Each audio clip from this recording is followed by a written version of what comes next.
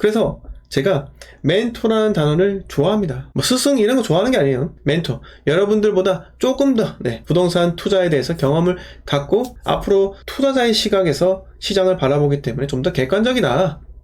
그래서 여러분들 앞에서 항상 좀 더 맞아떨어지는 예측을 했다고 말씀을 드릴 수 있고, 그게 제가 언제부터요? 2023년 내내 제가 했던 말이 뭡니까? 자, 22년부터 이렇게 된다는 거예요. 이렇게 됐어요. 이때 바로 V자 반등이 온다고 했습니까? 큰 V자 반등 올 수가 없다고 했어요. 이게 전부 다 데드캣 바운스이기 때문에 진입을 하지 마라. 가짜 상승장에 올라타지 마라고 제가 말씀드렸어요. 제가 그렇게 말했습니까? 안 말했습니까? 주선생이 사 있구나 라고 할 수도 있는데, 여러분 라이브 방송 때 수많은 제 증인들이 있기 때문에 제가 감히 거짓말을 할 수가 없어요. 자, 그리고 어떻게 됐습니까? 이렇게 올랐다가 떨어지잖아요. 자, 정확히 말하면 이렇게 반등했다가 살짝 꺾였습니다. 특례보금자리 대출 시행, 특례보금자리 대출 폐지 10월이고요. 이거는 1월이죠. 자, 특례보금자리 대출이 시행이 되었기 때문에 유동성이 공급되면서 올랐던 거예요.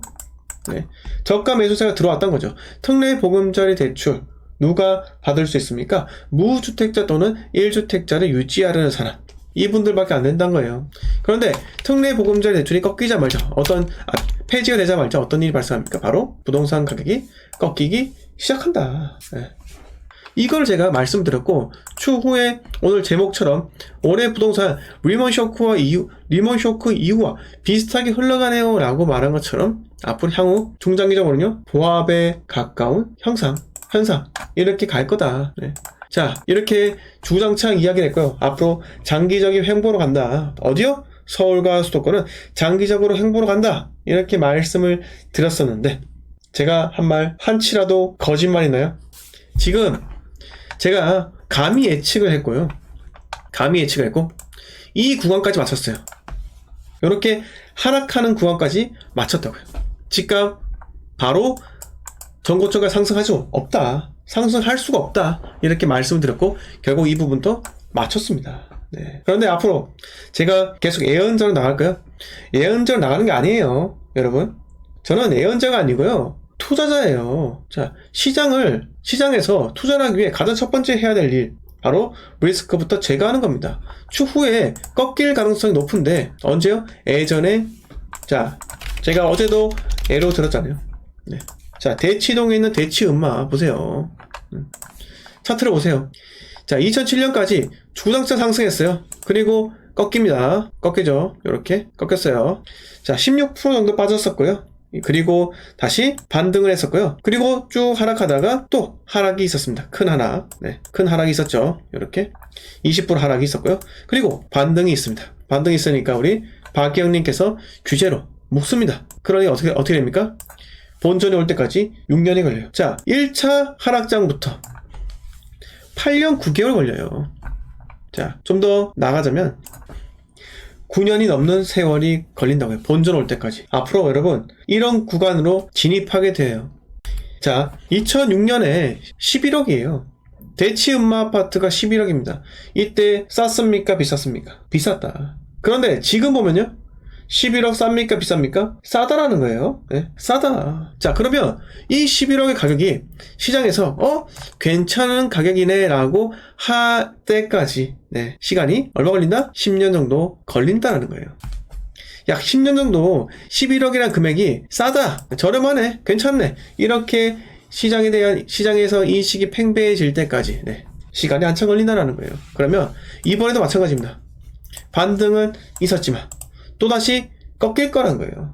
그리고 직전 고점인 26억 3,500이 다시 시장에서 가격이 나름 합리적이네, 합당하네, 괜찮네 라고 할 때까지 시간이 꽤 걸릴 수도 있다라는 거예요.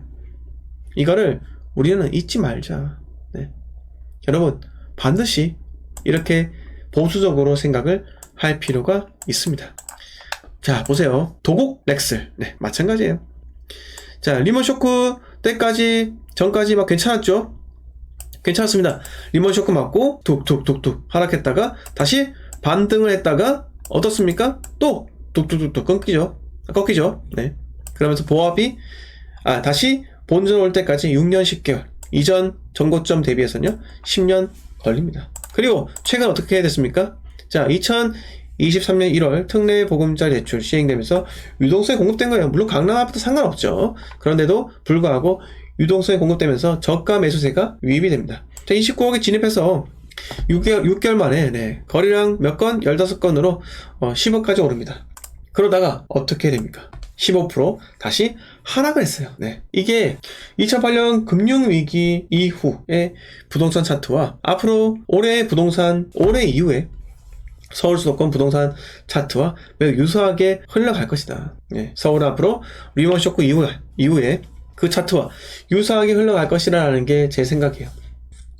전국에서 어떤 방송을 보셔도 상관없습니다. 여러분들이 즐겨보시는 부일남, 월급쟁이 부자, 네, 김작가 많이들 보시죠? 재테크 읽어주는 파일럿, 또 뭡니까? 얼음공장, 또 뭐 봐요? 네, 언더스탠딩, 3% 이런 여러가지 부동산 채널들 많이 보시잖아요.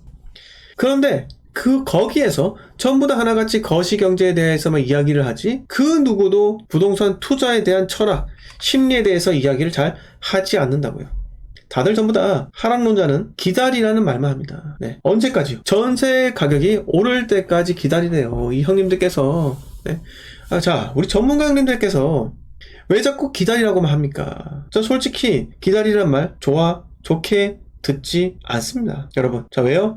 전세가가 이미 오른 뒤에는요, 매매가 뜬 다음이에요. 여러분, 시장이 그렇게 호락호락하게 기다려주지가 않아요. 전세가 뜨면 이미 매매가는 뜨고 내가 매수하려던 그 금액보다 훨씬 더 비싸다. 그리고 전문가는 이야기하겠죠. 전세가 올랐으니까 이제 매수해야 됩니다. 못 사는데 어떻게 합니까? 네. 그래서 부동산 가격은 쌀 때 사는 거예요. 쌀 때 사는 겁니다. 그래서 제가 2023년 내내 어디를 사라고 했습니까? 대구를 매수하라고 했어요. 네. 제가 생각할 때 대구 아파트 적정 가격이 그래도 일반적인 아파트의 경우 그냥 7억, 8억 정도는 해야 돼요. 왜? 부산과 비교하면 그렇다는 거예요. 그런데 대구 2023년 2월 달에 대구의 모 아파트가 4억대까지 떨어집니다. 4억 후반대. 신축인데도 불구하고. 그럼 잡아야죠. 잡고 나서 입주장 지난해가 어떻게 됩니까? 바로 6억대. 6억 중반 올라간다는 거예요. 자, 그래서 4억 후반대는 1층이었기 때문에 못 잡으셨겠지만 5억 초반대 잡으신 분들은요, 지금 웃으면서 그냥 1억 그냥 올라간 거예요. 더 떨어집니까? 떨어질 수가 없죠. 그런 아파트는 떨어질 수가 없다니까요. 왜? 입주장이 끝났기 때문에 거래가 더 이상 일어나기가 힘든 구조예요. 그 누구도 싸게 매물 내놓지 않습니다. 왜? 매물이 없기 때문에 수요보다 공급이 훨씬 적기 때문에 그렇습니다. 수요가 더 없다는 말과 같다는 거죠. 네. 이렇게 말씀 한번 들어보고요. 앞으로 장기간 침체로 흘러가기 때문에 서울 같은 경우 우리는 그 침체 기간, 횡보장이 얼마큼 짧을지, 어떤 것이 얼마큼 짧을지 그걸 보고 지방광역시로 진입을 해야 된다라는 겁니다. 제가 말씀드리는 대구, 울산, 부산, 그리고 대전, 청주 이 지역만 위주로 보셔라. 여러분 보시고 대구 투자 성공하신 분들 부산까지 따라가시고요. 부산 투자 성공하신 분들 대전, 청주까지 따라가신다면 2030년도 이후에 서울에 다시 한번 봄이 찾아올 때 우리는 속지 않고 진입을 할 수가 있다라는 거예요. 노프라워님, 준생님, 지인이 국제 신도시에 대출 없이 거주 중인데 에코 델타시티 아파트에 당첨되어 26년 초에 갈아타기를 하려고 합니다. 살던 집은 잘 팔릴지 둘 다 가져가야 할지 전세 세팅은 잘 될지 고민이 깊습니다. 둘 다 가져가는 게 좋을까요? 자, 명지국제의 한 채를 갖고 있고 에코 델타에 당첨이 된 상태입니다. 여러분 어떻게 하실 거예요? 여러분들 같으면 어떻게 하실 거예요? 과연 현재 국제 신도시에 대출 하나도 없어요. 에코델타로 넘어가는 게 맞을까요? 에코델타 넘어가면 기존 집은 팔릴까요? 기존 집 팔리지가 않습니다. 에코델타 넘어가려면 이렇게 해야 돼요. 기존 집을 전세로 두고 그 전세금을 가지고 플러스로 대출 땡겨서 주담대 대출 땡겨서 에코델타에 들어가야 됩니다. 그 방법이 유일해요. 물론 현금이 많으면 두 채 다 들어가면 되겠죠. 근데 현금이 많지 않은 분들이 대부분이잖아요. 네. 그리고 에코델타를 전세 준다 라고 하면은 그만큼, 자, 에코델타가 4억 5천에 만약에 마피 떠서, 분양이니까 5억이다. 네. 전세 2억이다. 3억의 현금을 마련해야 되는데, 그건 어떻게 마련합니까? 현재 명지 아파트 담보대출 내에서 에코델타 잔금을 쳐야 된다라는 겁니다. 그래서 어떤 게 더 유리한지를 본인이 한번 판단해 보세요. 네. 판단해 보시고, 대출이 더 적게 들어가고, 거주 비용이 더 적게 들어가는 걸 한번 생각을 해 보시고, 진입을 하시면 좋을 것 같은데, 어차피 에코델타 지금 무피로 내놔도 안 팔립니다. 안 팔리기 때문에 들고 가는 수밖에 없어요. 네, 둘 다 억지로 가져가세요. 네, 이렇게 말씀을 드리고 싶습니다. 네, 노프라버럼님, 네, 일단은 친구분에게 제가 했던 이야기 해드리고, 네, 제 영상 구독 그리고 좋아요 10번 네, 해주시기 바라겠습니다. 네. 어제 에코델타 호반 다녀왔는데 어머니와 딸이 입주 전에 구경 왔던데 주변에 정말 아무것도 없으니 딸 표정이 썩어있던 아이고야. 네. 아이고야. 자, 아무튼 에코델타에서 실질적으로 실거주하기는 만만치 않습니다. 망망대해나 마찬가지예요. 황량한 사막과 마찬가지입니다.